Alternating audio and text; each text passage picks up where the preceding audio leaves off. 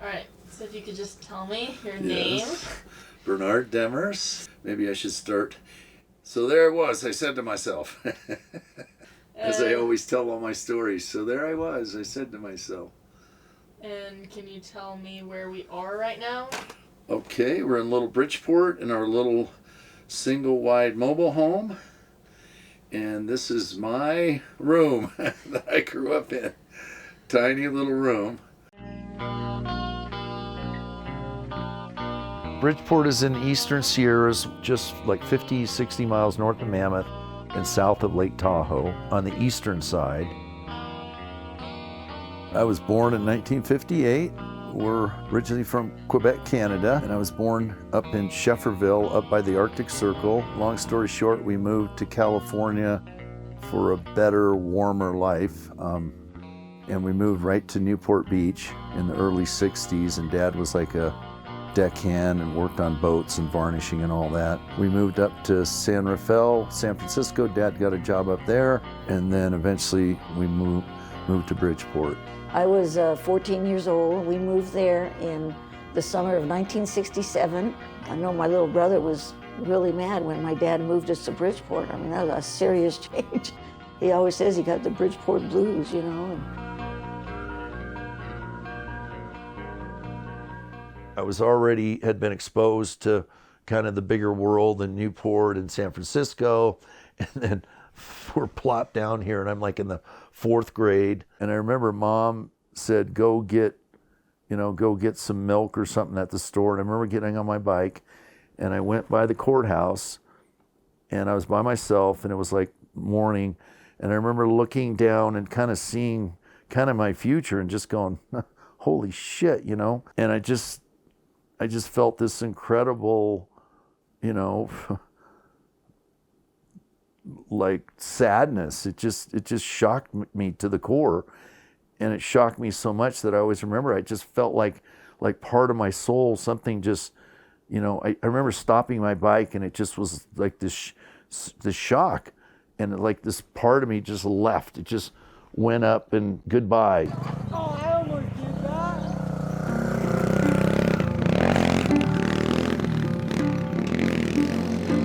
We've been here for 16 years. But he was born and raised. Yeah. Tim was born and raised. On the res? Yeah. For people coming, they were just like, where do you live? And we're like, in the middle of nowhere.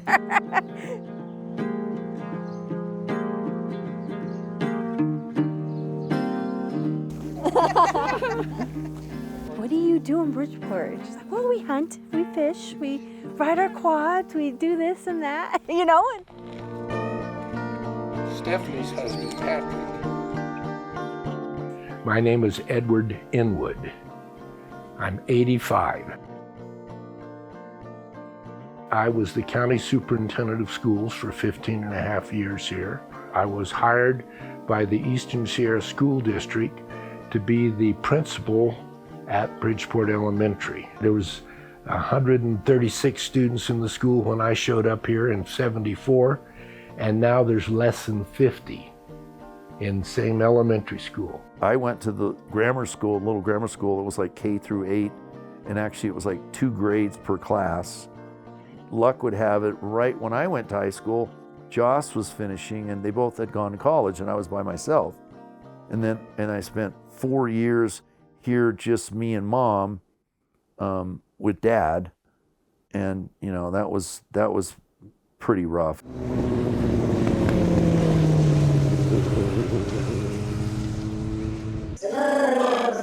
Hi. I went to high school, Coville High School, 35 miles north of Bridgeport, from sophomore year through senior year. So 67 to 70, I lived in Bridgeport. And I liked being there. I know my brother and sister didn't, but I liked going to high school when we lived in Bridgeport, because I had come from a high school of 3,000 people in San Rafael, and it was my freshman year. I had braces and a silver cap, and just didn't feel like I fit in. So Bridgeport was a small town, and everybody was really nice, and I had a lot of friends. So Yeah, we took the bus every day, 35 miles, 1 hour one way and an hour coming back. My mom and dad both had accents. My dad not so much, and I don't know, they knew that when I came to the United States, I didn't speak any English, and they all started calling me Frenchie. I think they called my dad that too. So then it kind of became, and they called me that, and throughout high school, that's all they called me. My name is Françoise Demers, and I was born in Quebec, Canada, and I'm 91 years old. In Bridgeport, I joined that little community, the our little church, the Infant of Prague, and I was very involved, with CCD classes and the Eucharistic minister and the prayer group. When we moved there, I think it was very good for my husband because he liked the hunting and the fishing. In those days, the fur was worth a lot of money.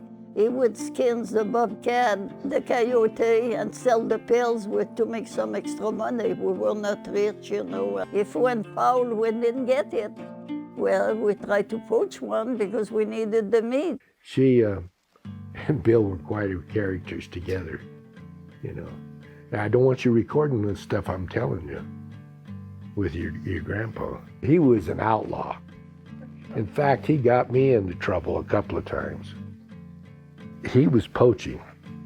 And when I first got here, the very first time I saw him, he put me in his International Scout and we drove up Aurora Canyon. And he was showing me his kingdom. That's his words. We were poor, so we were, a lot of it, in a way, we were living off the land because Dad's salary as a janitor wasn't that great. So, we were eating venison. This is like one of the best places, at least back then, for hunting and fishing. And we get duck and geese. And of course, right here is right next to the Indian camp, which is the Paiute Indians. And so, I grew up with them right there. And I always felt like I had this bond with them, this affinity where maybe I was kind of different because I was an immigrant, and I never really felt like I was American, Not that that was bad or good, but we were very French Canadian. I mean, it was just different, very devout Catholics, and in the way we were raised. But for whatever reason, I had an affinity with, the Paiute Indians were right here, and my best friend was Mike Sam, and we would go fishing and hunting, and we played sports in high school. But growing up here, there was that part where you have the outdoors, and Mike was an incredible fisherman, and of course, I remember Herb Glazier, who was, this great guy. I always got this sense about him, like, he's a wise guy, he was just special guy. And Art Sam, same thing, which was Mike's older brother. We called him Pete. He was just, they were special guys, very talented. They were good athletes, artists, everything. And Mike was the same way. My name's Herb Glazier, and presently I'm the chairman of Bridgeport Indian Colony. Bridgeport Indian Colony, our old camp, I don't know what kind of houses you'd call it today. We had no running water. We had, some had electricity, most didn't.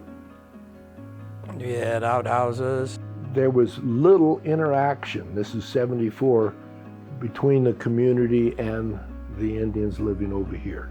Hard to get along with people around here when, they don't get along with us and we don't get along with them. This housing, I'm going to call it Indian housing, but it was Indian camp, really was substandard housing to the point where you didn't want to know just how bad it was. Down there, that's where I grew up, that raising my sisters and family. I had no indication of just how bad it was until the school carnival. And next to my cakewalk thing was a table with these little teeny fish bowls. One of the August girls won one of those, and she was right next to my booth, and she was jumping up and down, just thrilled to death. So I didn't see Rose or June, whoever that was, until the following school day. And I asked her about her goldfish, how's it doing? And she said, oh, it froze solid. And I said, what do you mean it froze solid? Didn't you have it in the house? She said, yeah, it was right on the stand next to my bed. I'll take my glasses off too. I don't think I need them right now. The other part of it, you know, you have to be honest about things, you know, is that the prejudice here at Bridgeport, especially then, was really bad, still bad. I mean, it's gotten better now, but it was always really bad. It's one of the quiet prejudices. You know, it's not flagrant in terms of get out of here or something like that. It was tolerance as opposed to acceptance. I didn't realize what it was when I was younger. You know, I just knew that it wasn't right. You know, it hurt, but didn't know how to deal with it. Grew up fighting with the kids in town, and then they had bad cops up here that didn't like Indians. Did you know Carl August? I did. Yeah. You know, he supposedly hung himself in jail, but there's a real question if that was true. They wouldn't release any of the information, all of that stuff. I ended up suing the sheriff department, and you know, I got beat up in jail pretty bad. I want to tell you about good things, you know, and you seem to only remember the tragedies, and I'll tell you, it is a real tragedy. I've watched 3 deaths in one family, and I'm talking teenage 20-year-olds and teenage kids dying unnecessarily, either suicide or hanging or, you know, bleeding, alcoholism-related stuff. My way of dealing with it back then was just fighting with people, you know. Just, I mean, fist fighting them, trying to beat them up or whatever, you know. If they were that way to me or whatever, or towards Indians, and you'd hear the remarks about Indians all the time, you know, and not much you can do about it because you're just totally outnumbered. Them were the days we didn't know no difference, so, you know, we can see the people in town, look, got everything we didn't, you know, you envy them, but at the same time, you know, you just had to, you know, carry on and make best you can do. And going to school was kind of an outlet for us, you know, instead of sitting home. You know, you got to remember up here, there's basically no radio stations. There was no McDonald's. There was no franchises, just few channels on the TV. In the summers, I was stoked because I started working when I was 12. I was just happier not being at the house because, you know, there was always some shit going on with Dad being pissed off. My dad was kind of a tough guy, and everybody liked him. But, you know, obviously there was 2 sides to it, where there was the great hunter Bill, and everybody saw he could be really charming and all that, but he also had a temper, and he was pretty abusive, and, you know, a lot of shit happened that, you know, was really, really rough growing up. Know your grandpa very well? Never met him. He died before I was born. Oh, what a shame. But your dad was one of the sweetest men I'll ever know in my life. Yeah. But when he got mad at your mom, It's hard for me to see that side, but I remember one day he got mad. I still don't know what I did. yeah. But boy, I was so glad when he left here. I thought he was going to kill me. It really wasn't fun going hunting with my dad. I mean, we had a lot of adventures, and when he was in his good mood, it was fun. It was, you know, but then the whole time you're still a little bit scared, and you got this knot in your stomach waiting for for him to snap. Mom was always, you know, terrified of him. You know, we all were, you know, it just was terrifying. He was either in a good mood or in a bad mood, but more often in a bad mood than a good one, you know, so. Even if you didn't do anything, he was sick. He was a sick man, there is no doubt. Yeah, I didn't love my dad so much, but he was a hard person. I think I loved him and hated him. He caused us a lot of pain in life, even as adults. So he was scary as all get out, I have to tell you. I mean, I can't, you know, tell you how bad it was. I remember when I was younger in high school, I wanted to leave. One of my best friends, her dad owned a car repair place, and it was also the Greyhound bus station, and the bus would come at midnight to go to LA.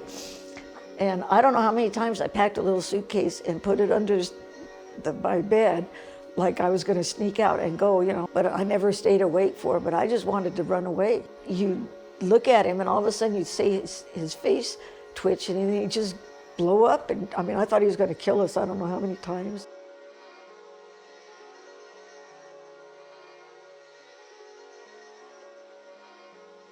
Got to spend a lot of time with Grandma, so I don't know.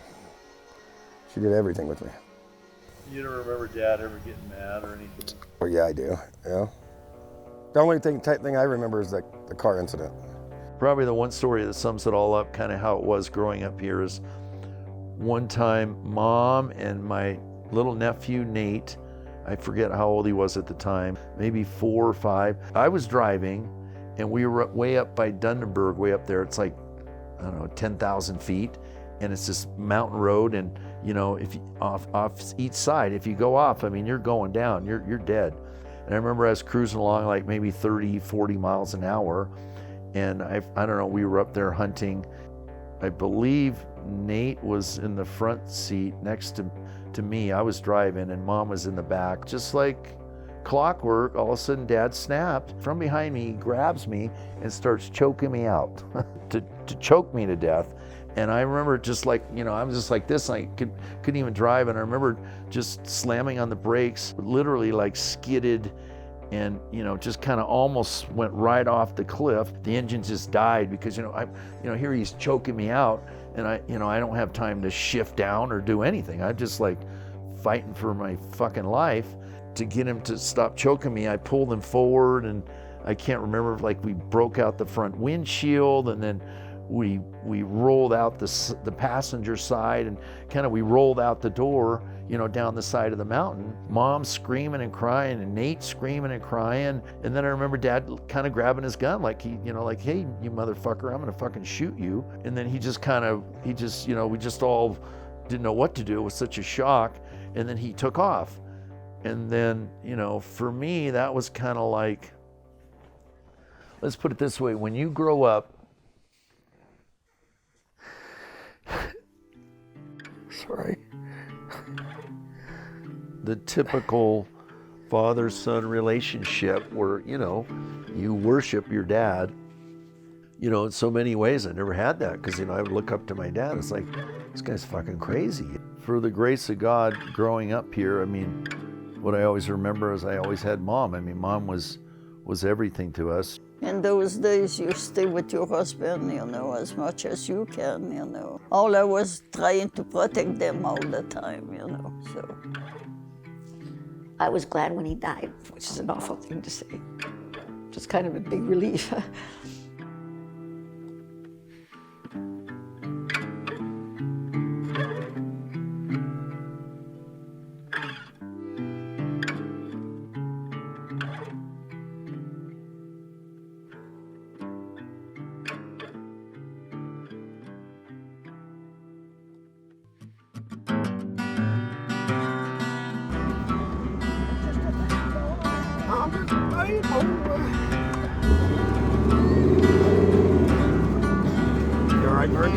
Yeah, baby.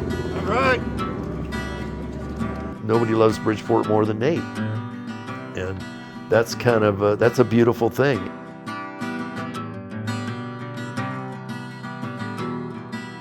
Yeah, I like here because we can do pretty much kind of whatever we want. Do whatever we want. I love it. Bye.